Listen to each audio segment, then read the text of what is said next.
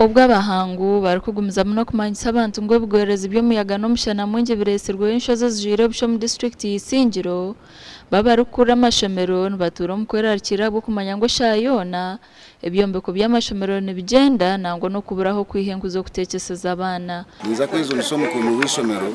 kurebeka ngo taza mu nyamiswa nkente na nembuzi ezakubasa kurisizwamo rero zikasise mukayitwagira ki itwabyara hati tu mu cyaro tutanakire guteka nkabeta huni wimukabura kasese no gura budget yo gura makara aho kwa tutwinenga no twahirwa abo mpasako bakaturetere miti kimanyisa ngo itu ngabekereziya na nishomero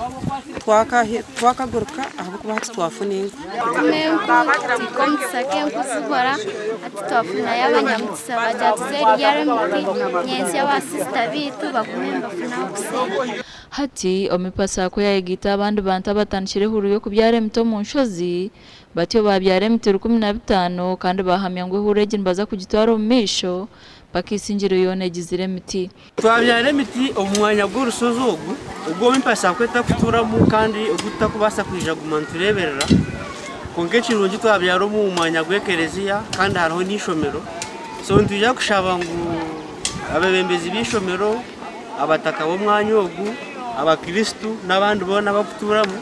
batwere kugira ngo imiti ya giti yafa bagireberere kure ishikirize ikigenderwa kitwagibyarira emite ino mugasho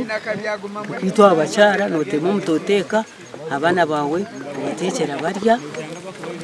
banywa obutine nku nobutine cyo kuyamba